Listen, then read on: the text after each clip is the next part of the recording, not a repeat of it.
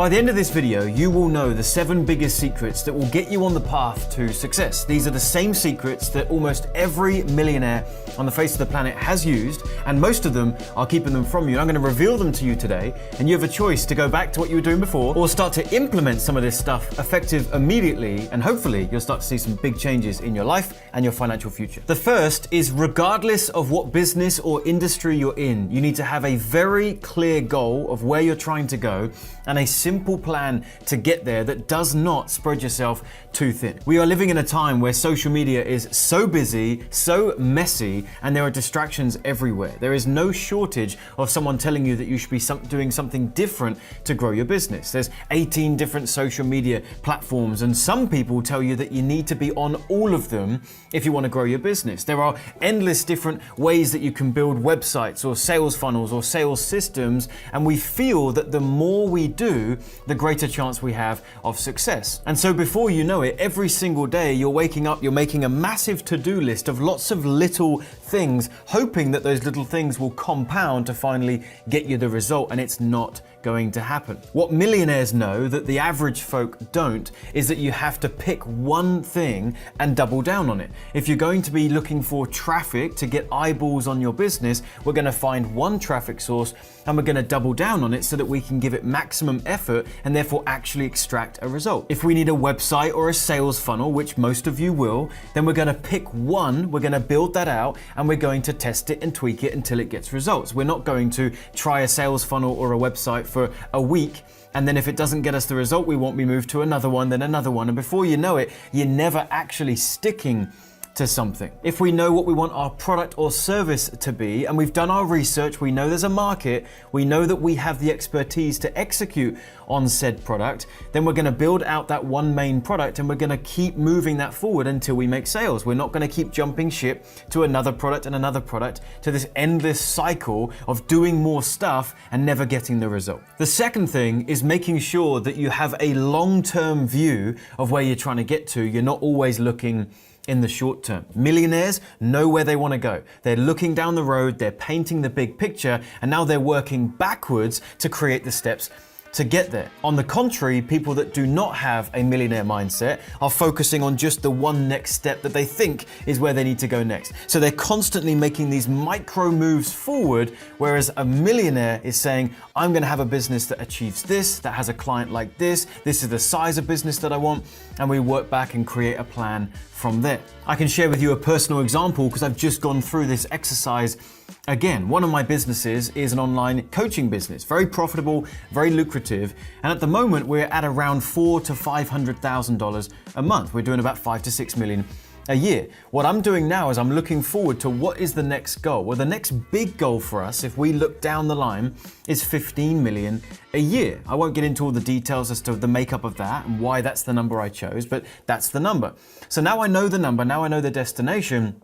Now I can start working backwards. How many members of team do I need to execute on that? What will our product line look like or need to look like to be able to achieve that? How do I need to up-level myself and up-level my mindset to be the type of person that can attract that level of success? What is the mindset of my leadership team? Who's missing currently from the leadership team? I'm looking at all of these things so I can create that plan. Now for you, it might not be that big. For you, it might just be looking down the line saying, I want a business that does $30,000 a month. I want to have clients that I absolutely love and adore, and they pay me minimum $5,000 for my services because that's what I'm worth. Right now, you might think you're only worth $1,000. But big picture, you know later down the line, if you had superpowers, you would be worth $5,000 if you could up-level your mindset.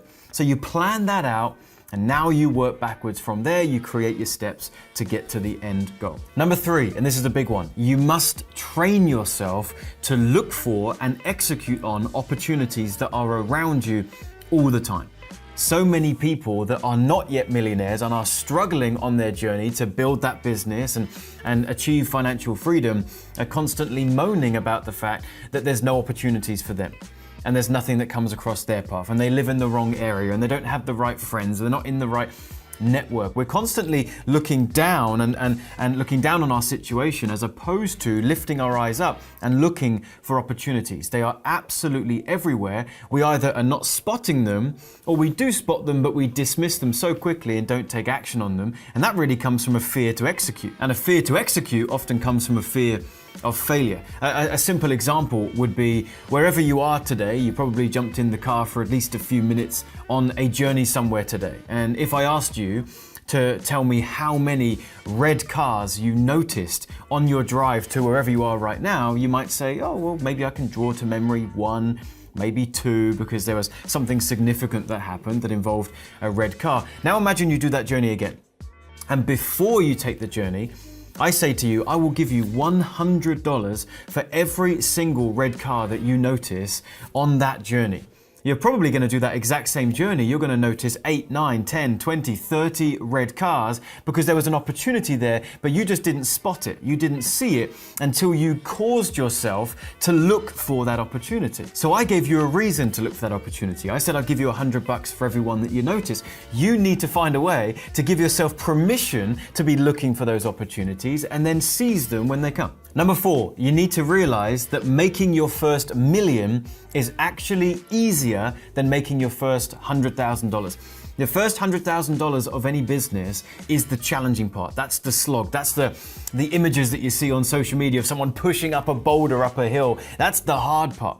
When you have achieved your first $100,000, you've qualified a few things. You've qualified the fact that you know how to generate clients now. You have figured out how to get eyeballs on your stuff. You probably have a website or a sales funnel that's producing some decent results. And you have a product that the market wants to buy and you're actually selling some of that product. All of those things to get the wheels moving, that's the really hard part.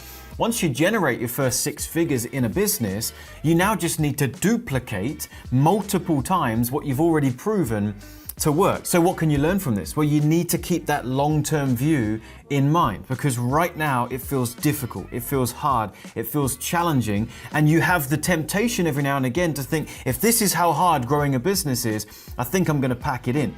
But if you can just get past that initial challenge, you'll actually find that to scale your business beyond that becomes easier and easier once you break through that first pillar of 6-figure income. And number 5, some of you might not like this because you've been fed a lie by people online that is inaccurate and has perhaps set the wrong expectation for you. Number 5 is that you must have at least a little bit of money to start a business. There are many people online that say that you can start a business and start making a bunch of money with absolutely zero financial investment, and I just don't believe that's true, even if it's a small amount of money.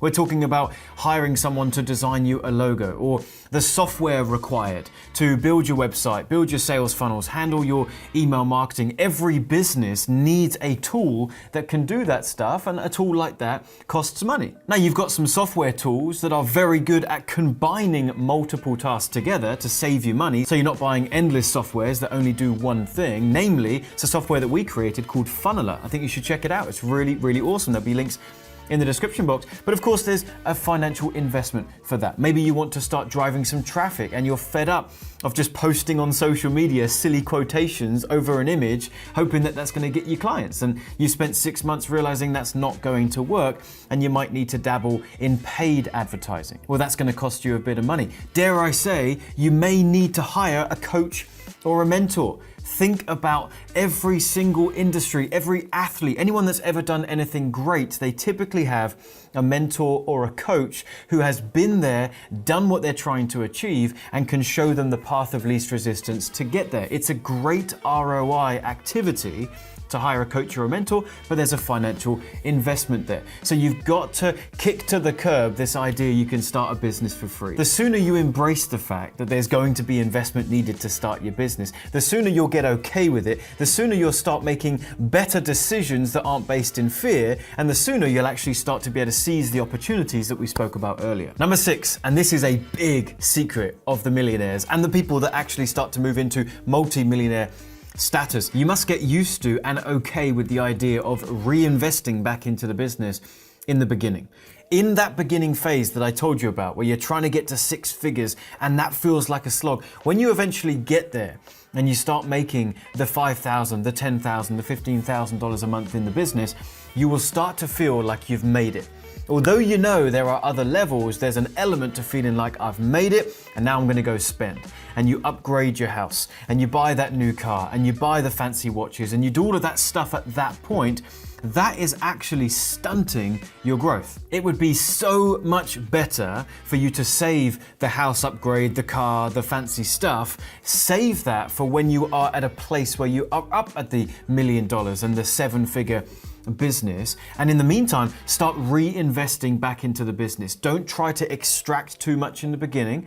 Keep that money in the business. Allow that to hire your next coaches and your next mentors to get you to the next level. Invest in more traffic generation, invest in building a team. How much more valuable is it going to be for you to put some money into hiring someone who can help you grow the business as opposed to putting that money into getting a slightly more expensive car? You're going to get a much better ROI over here. Now imagine you do that with every decision in that phase. To go from 6 figures to 7 figures will be so much quicker and so much easier. Number 7, focusing on repeat business over new business. Of course, if we can be going after new leads, new customers, new clients, that's great. But the clients that are coming in, I don't think you realize right now how much extra revenue there is in clients and customers that have already bought from you that want more stuff.